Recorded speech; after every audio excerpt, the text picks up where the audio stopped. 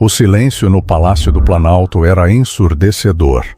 Nas salas onde decisões históricas já foram tomadas, uma atmosfera diferente pairava no ar. Lula da Silva, aos 80 anos, caminhava lentamente pelos corredores que conhecia como a palma da mão, segurando nas mãos um documento que mudaria para sempre as relações entre Brasil e Estados Unidos. Do outro lado do mundo, em Mar-a-Lago, Donald Trump acabara de receber a notícia que temeu por meses.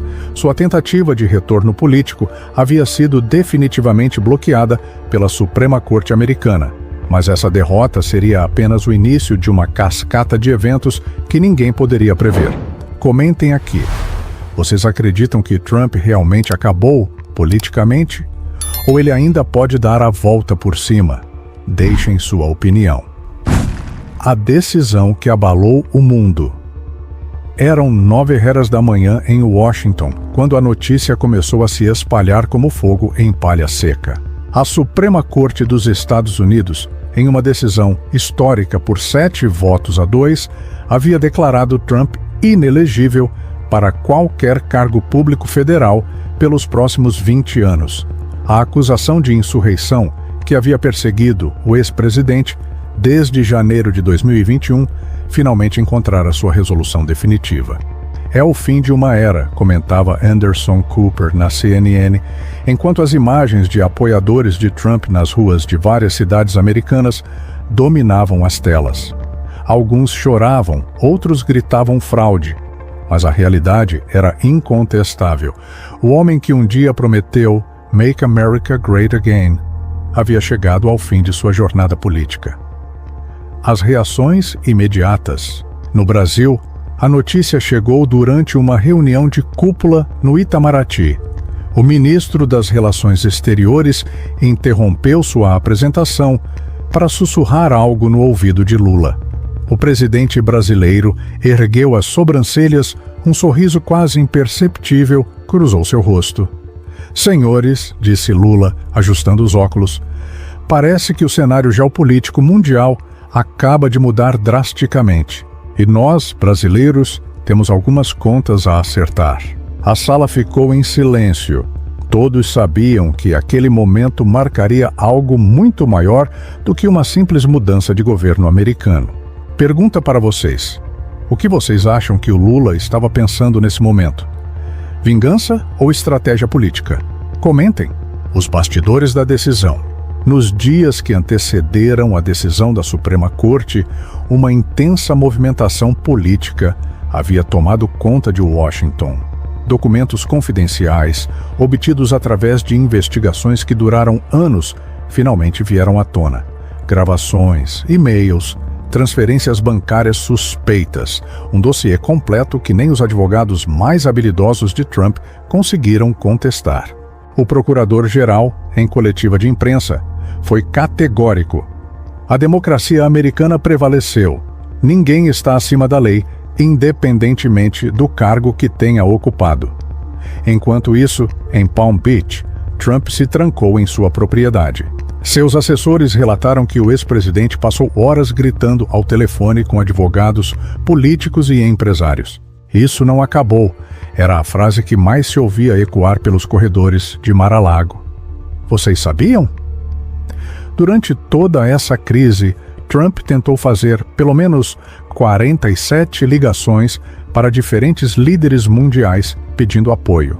Adivinha quem não atendeu nenhuma? Comentem se descobriram.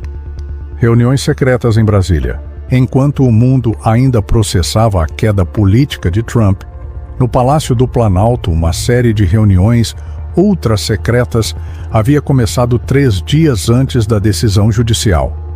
Lula, com sua experiência política de décadas, havia antecipado o que estava por vir. "Companheiros", disse o presidente em uma sala reservada, longe dos ouvidos curiosos da imprensa, "chegou nossa hora de mostrar que o Brasil não é quintal de ninguém." Presentes estavam o ministro da Fazenda, o da Economia, das Relações Exteriores, da Defesa e alguns dos principais conselheiros econômicos do governo. Na mesa, gráficos mostravam a dependência americana de commodities brasileiras, rotas comerciais e acordos que poderiam ser reavaliados. A lista de Lula. Durante anos, desde sua primeira presidência, Lula mantinha uma lista mental de todas as vezes que o Brasil havia sido desrespeitado ou prejudicado pela política externa americana.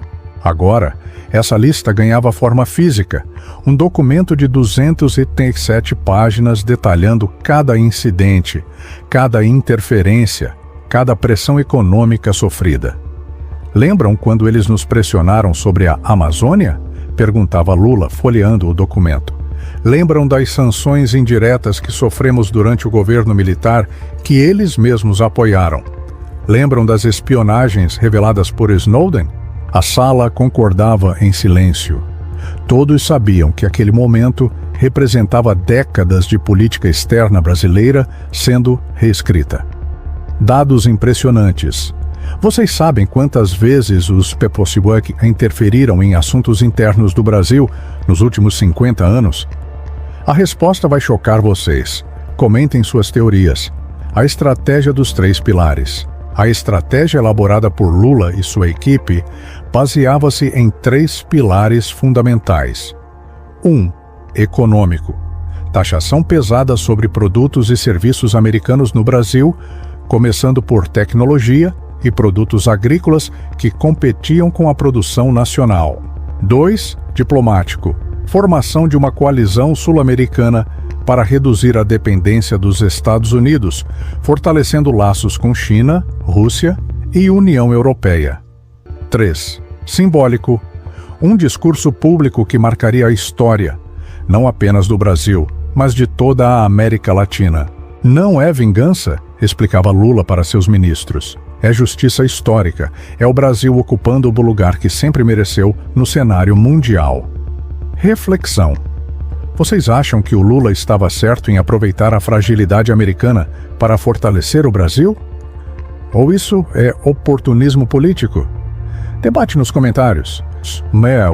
Lula fez uma pausa dramática, bebeu um gole de água e olhou diretamente para as câmeras. Quando falou novamente, sua voz estava mais firme, mais determinada. Mas hoje, 20 de março de 2026, essa página da história vira. Hoje, a América do Sul diz: chega. O plenário explodiu em aplausos. Deputados e senadores se levantaram. Embaixadores sul-americanos aplaudiram de pé. O mundo assistia ao vivo à Declaração de Independência Econômica da América do Sul. A partir de hoje, o Brasil implementa as seguintes medidas imediatas. As medidas históricas. Primeira medida: taxa de reciprocidade histórica de 300% sobre todos os produtos americanos que concorrem com nossa produção nacional. Se eles podem subsidiar seus produtos, nós podemos taxar os deles. Segunda medida: criação do Banco Sul-Americano de Desenvolvimento, com capital inicial de 100 bilhões de dólares, para financiar projetos sem depender do Banco Mundial ou FMI. Terceira medida: Sistema Sul-Americano de Comunicações, independente da internet controlada por corporações americanas. Nossos dados ficarão em nossos servidores. A cada anúncio, o impacto era maior. Em Wall Street, que ainda funcionava, eram 14 dias em Nova York, as ações despencavam. O dólar caía frente a todas as moedas sul-americanas. Impacto econômico imediato. Enquanto Lula falava, trilhões de dólares mudavam de mãos nos mercados. Vocês conseguem imaginar o desespero em Wall Street? Descrevam a cena. E então veio o momento que todos esperavam. Lula olhou diretamente para a câmera principal e disse: agora quero falar diretamente com você, Donald Trump, onde quer que esteja assistindo.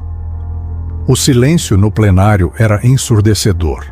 No mundo todo, pessoas pararam o que estavam fazendo para ouvir. Durante seus 4 anos de governo, você nos tratou como parceiros de segunda classe. Chamou nossos países de shitholes, impôs tarifas unilaterais sobre nossos produtos, ameaçou nossa democracia com suas declarações golpistas. A voz de Lula estava controlada, mas a indignação era evidente. Você pensou que éramos fracos, que sempre aceitaríamos calados suas humilhações. Se enganou, Trump. Se enganou feio. A declaração que marcou história. Hoje, você descobriu que ações têm consequências. Sua queda política não é apenas uma derrota interna americana, é o símbolo do fim de uma era onde um país podia humilhar outros sem resposta. O Brasil que você conheceu, submisso e calado, acabou. A América do Sul que você desprezou, acabou. Somos fortes, somos unidos, e não precisamos mais de sua proteção ou de seu respeito. Direto ao ponto, Lula falando diretamente com Trump na frente do mundo inteiro. Como vocês acham que Trump reagiu assistindo isso? Imaginem a cena em Mar-a-Lago, o recado para o mundo. Mas Lula não parou por aí. Ele estendeu sua mensagem para além de Trump. Esta mensagem não é apenas para um ex-presidente derrotado, é para todos os líderes mundiais que pensam que podem tratar nações soberanas como o seu quintal. É para todas as corporações que acham que podem explorar nossos recursos e nossa mão de obra, sem dar nada em troca. É para todos os organismos internacionais que fazem vista grossa quando seus membros mais poderosos desrespeitam os mais fracos. A câmera focalizou os embaixadores presentes. Muitos pareciam desconfortáveis, outros aprovavam discretamente. Lula não falou só com os bombos e ostars, mas com o mundo inteiro. Vocês acham que outros países vão seguir o exemplo brasileiro? Quais seriam os próximos? Presidente Lula, perguntou a jornalista da BBC, você tem alguma mensagem final para Donald Trump? Lula pensou por alguns segundos, sorriu e respondeu: Obrigado, Trump. Obrigado por nos mostrar que não precisávamos de vocês. Obrigado por nos ensinar que nossa força estava dentro de nós o tempo todo. E obrigado por provar que a arrogância sempre encontra seu fim.